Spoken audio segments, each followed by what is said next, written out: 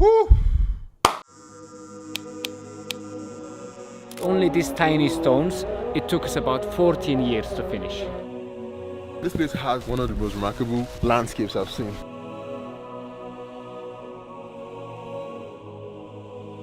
Yeah, in 2013, they have a different calendar, of course. Now we have 40,000 churches and monasteries in Ethiopia with a copy of the Ark of the Covenant of Moses. Guys, this is raw meat.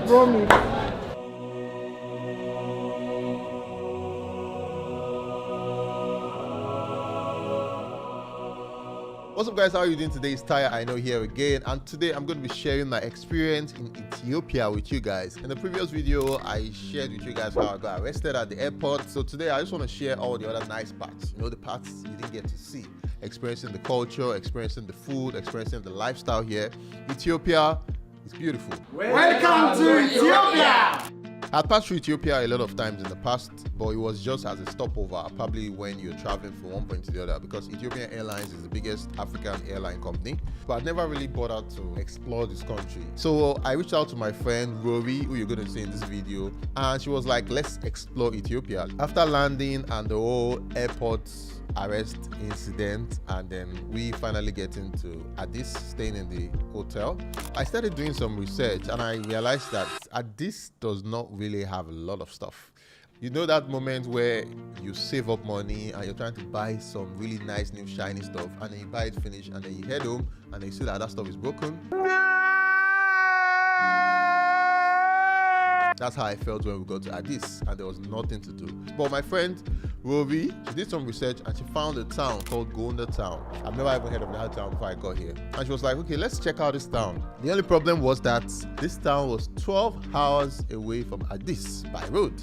And this is my bum here. I didn't want to sit down for 12 hours inside anything. And it was 1 hour by air. So I was like, why are we traveling so far? It's like we just got here. Why are we entering another place to another place? We've not even been around Addis. For me, we had seen some of the few things that were there, but there was not really like a whole lot. I was like, man, let's go. We didn't come all this way to just sit down in a hotel in Addis. So the next day, booked the tickets, boarded the plane.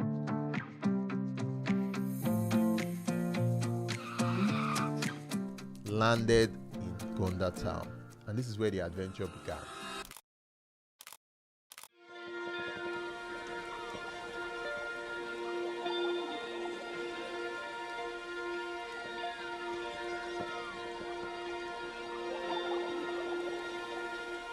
So Gonda is a city in the north of Ethiopia. It's known for being the seat of the Ethiopian emperors, and it also has a lot of castles. We had seen this on the map, and this was one of the first places we had in mind upon landing. But first, hotel. Hello. Hello.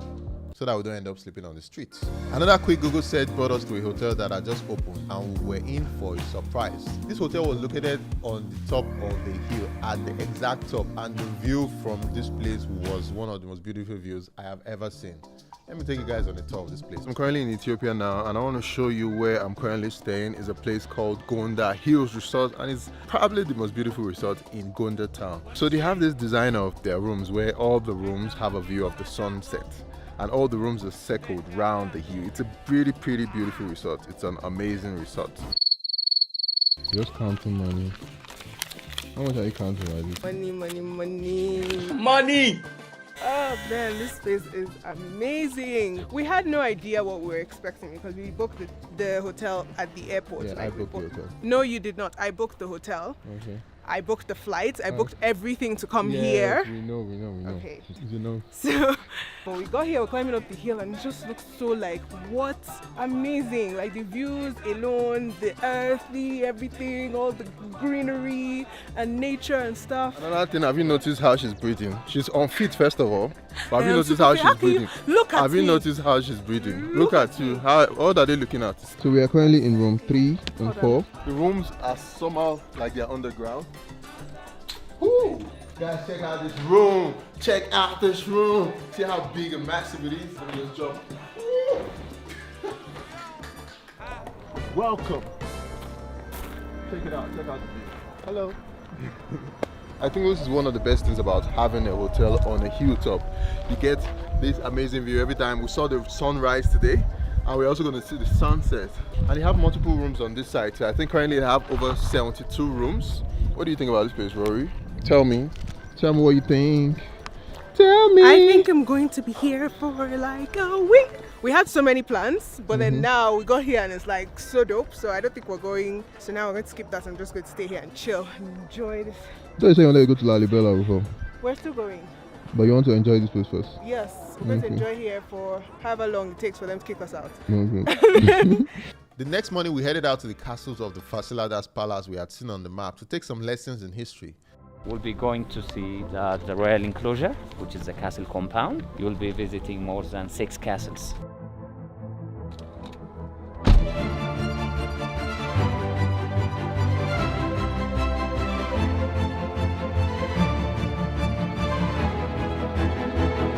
And guys, check out this castle behind me. This castle is one of the historical castles here.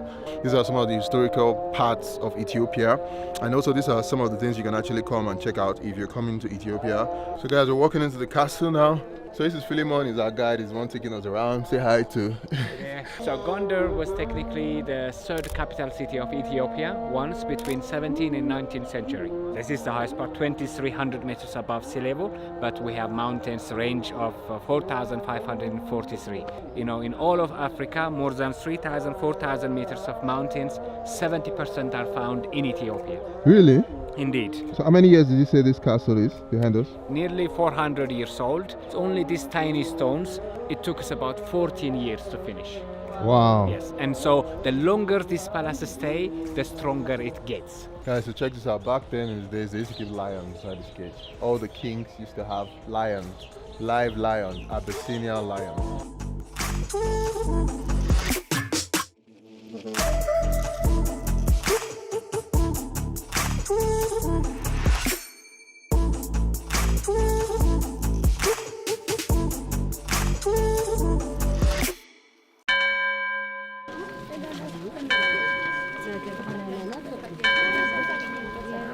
We also visited the Deborah Brihan Selassie, and we were just in time as they had just finished the procession. So this place is more like a church where people go to worship, and the way they practice their own religion is very different from what I had seen anywhere else. But it was so interesting to learn about it. Hey guys, I'm currently at the church now in Gondar town. It's one of their major historical churches here. They just finished the service, and on this side is the main church itself where the priest just came out from now. This is a temple from the 17th century, and it's built with the shape of the Ark of Noah to host the original Ark of Moses. Ethiopia is a Christian country, indigenously Christian from the most ancient time, not Christianized by modern missionaries. Now we have 40,000 churches and monasteries in Ethiopia with the copy of the Ark of the Covenant of Moses. So the way they show respect is by kissing the feet or doing all of that? Okay. We just go to show respect to the knees, and he pulled us up, and then he offered us the cross, so we kissed the crosses. It's really interesting. I've been in Ethiopia so far. This place has so much history and actually so much to learn. So it's really cool to travel across Africa and also, you know, explore and get new ideas and learn about new cultures and different ways of life about different people. Guys, I'm inside the temple now. When you're praying behind me, you can't speak too loud. This is where most of the prayers happen. This is where the priest stays.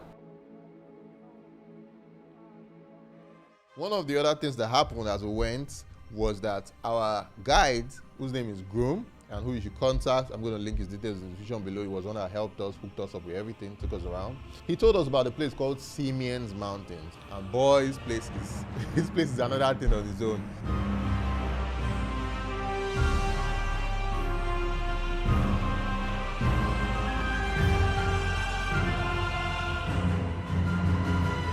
The name of this place is called Buitras. We are very close to the highest lodge in Africa, and this is the most popular place for the Gelada baboons, where they come out to graze. Oh, okay. Every single day. Around me, I have lots and lots of baboons. You can see a lot of them on this side. Many of them were close to us before, but they just ran away now. So we're at 10,700 feet. It's so hard to breathe currently, but you know, we got to do the content for you guys. Let me say hi. Hi, hello. This place has one of the most remarkable landscapes I've seen. Guys, just check this whole place out. Oh man, it's cool. I just want to hold the baboons and they keep running away from me. They just let me carry them. And then some have their babies on their back. It's so cool. They look like little mothers. The Simians Mountains is also home to the highest lodge in Africa, called Simians Mountains Lodge, which is located at the top of the conservatory, the highest lodge in Africa. You probably feel like you are the only one in the world if you spend the night here. For lunch, our guide groom took us to a place called Lima Limo Lodge. And this madam here is just eating away. She didn't even wait for me. I'm so hungry. She didn't wait for me. She just eating. She gave me a bed and I'll live here. The view is amazing. The food is actually not bad and the wine is actually really good. So what has your experience been so far in Ethiopia? Talk to me. I'm actually super impressed. I didn't, we've just been winging this trip. And we didn't realize there was quite a lot of things that they're not on the internet, they're nowhere. I feel we should explore more of Africa, not just every time you want to go to UK, US, you want to go to Dubai. There's a lot of stuff here, man. Like, ooh, this is a swing, right? Nice. I'm definitely coming back here, guys. So I'm heading to one of the rooms now, so I can show you what it looks like inside it. We're about to see one of the rooms. Yes, we are. She is very unfit. See, guys, this is why you need to exercise. I'm fully capable. It's just the air is so thin. Finally, this is a double bedroom. Has a heater, but it's just like you're inside the forest. Like, see the view from here. This is my kind of stuff. Like, just leave all the natural materials showing. On the floor is just like polished concrete. What's the shower? Is that a shower? What's that? It's a shower. It's a shower. So, and they actually were really cool to put in a little skylight over there. Ooh, nice. Ooh, nice. That's light. The room is actually really great. I think the best part of the room is the view. Look at that. Like, you just wake up in the morning and it's like sunrise, sunset. Fun fact, this material keeps the room warm when it's cold, and then when it's hot, it actually releases a lot of coolness or keeps it cool inside. So this is actually really smart to use this kind of material, sort of mud and whatever, to do this. See why I took her along on this trip. I don't need to talk too much. She's just giving us details about everything. Very cool stuff. Yeah, let's go outside. Okay. This is the outer part of the room. This is the view you're seeing, and this is her inside. So all of this here has this whole natural vibe. You're just out in the woods, but you're also secure inside this enclave. There's so much there. This is what happens when you don't work out. I'm fit guys. So it's a struggle to breathe and it's super cold because we're up in the mountains, but the view is worth it. Thank you very much. Oh, that looks good. Thank you so much. Just give me chocolate and chocolate bar. And give me cake separate. And give me mango separate. This is the spice of life. Stop talking like a Arauco. You know the Arauco? What's that? Village girl. A whole babe like me is who you're calling me village girl. Guys, is she a babe? Ah! Tell me if she's a babe in the put me on the description spot. below or not. Dead. Actually, here a full meal costs $20, which is very cool. It's not bad for this view. So those who are always saying, there are no places to travel in Africa. Ethiopia is a place to travel. You should come here. Definitely come here. Cheers. After experiencing the awesomeness of Gondar for 2 days, we decided it was time to leave, and this time took a 7-hour drive by road to another town called Lalibela. It's known for its distinctive rock-cut churches dating from the 12th and 13th centuries. You still get to see lots of people using donkeys as their major mode of transportation. We just got to Lalibela, the church that is inside the ground. It's called the St. George Church. So it's one of the oldest churches in Africa. The major goal for coming here was to see the 11 churches at Lalibela, which is regarded as one of the wonders of the world. These churches are excavated from solid rock with an immense underground maze of tunnels and passages.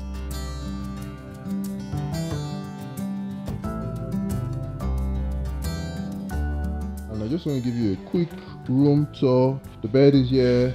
There's a really awesome view on this side. And then they have this really nice bathroom. Ta-da! Bathtubs. The best part of the room is outside. Check out this view. You can see all the mountains. This place is built in some sort of like a flower-shaped type design. I don't know who the architect that came up with it is. Really remarkable place, and I recommend you to come here if you're coming down to Lalibela to have an adventure. It's a really nice place. After having my feel for different parts of Ethiopia, we headed back to Addis to experience it before leaving. So there's this thing I've been seeing online in regards to Ethiopia, and it's concerning the fact that they eat raw meat. And in my head, I was mind-blowing. I'm like, why do you guys eat raw meat? Like, why don't you just cook it? So I was linked up with an awesome friend called Darceline, who helped show me around. Be sure to contact him if you want to visit Addis, and he'll be sure to hook you up.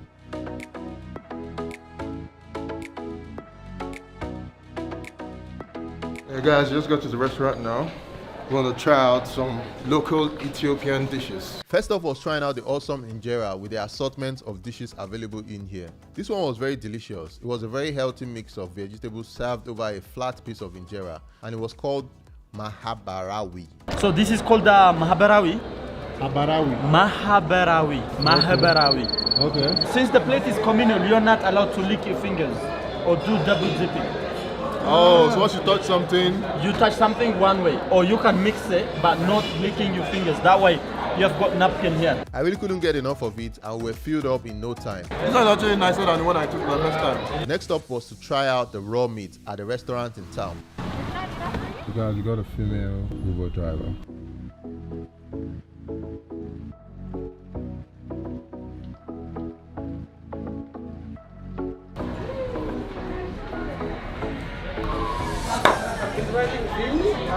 Oh, he's writing VIP. Yeah.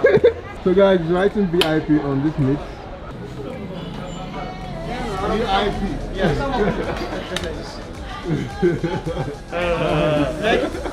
Guys, this is raw meat. Raw meat.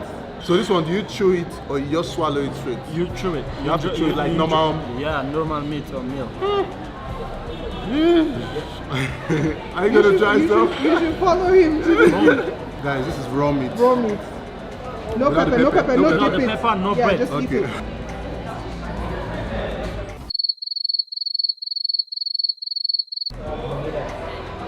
This raw.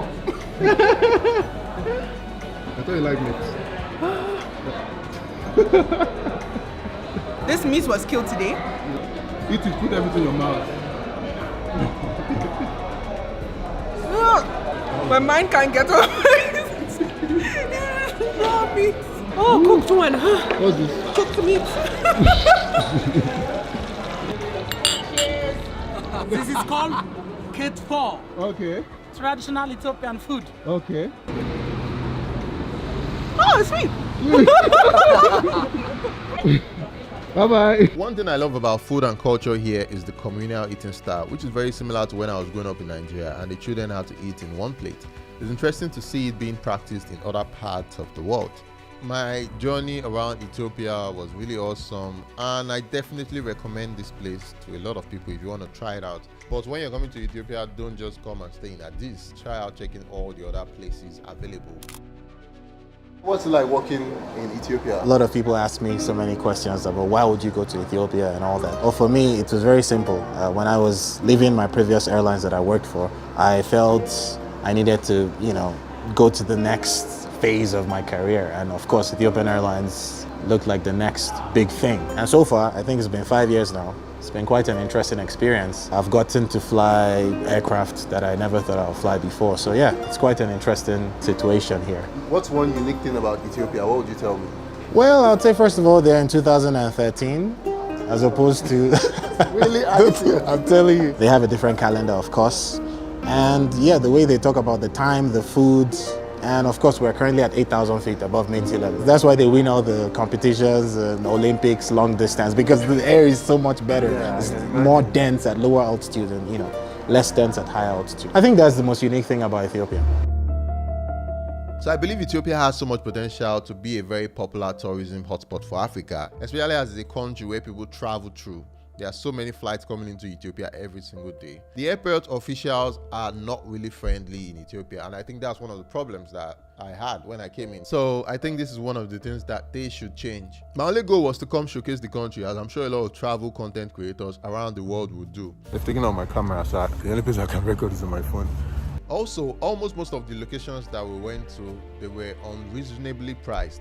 Like the Gonda town, they were telling me there that if I wanted to fly my drone to get footage of the castles, I needed to pay $3,000. Siemens Mountain, they told me I had to pay $7,500. And I'm like, why do I have to pay all this money? I'm coming here to showcase your country for free to a lot of people out there who would eventually come to your country and spend money, which you add to the GDP. At the end of the day, I feel content creators are doing a lot of work, especially travel content creators for countries. We are generally promoting tourism, even if nobody sent us, but we are also doing our own part to generally make Africa more connected, make more Africans travel across Africa. But apart from that, I feel most people who are just travelers who don't create content wouldn't face any of these issues. But me personally, I'm a content creator, so I'm saying this for a lot of content people out there, so you know and so you have an idea about this when you're coming in. I really enjoyed myself at the end of the day. I learned a lot about the culture, learned a lot about the lifestyle, and I'm definitely coming back here in the future. So guys, that's all I have for you today. Hope you guys enjoyed this video. If you enjoyed watching this video, you can also subscribe. So I'll see you guys in the next one. Peace.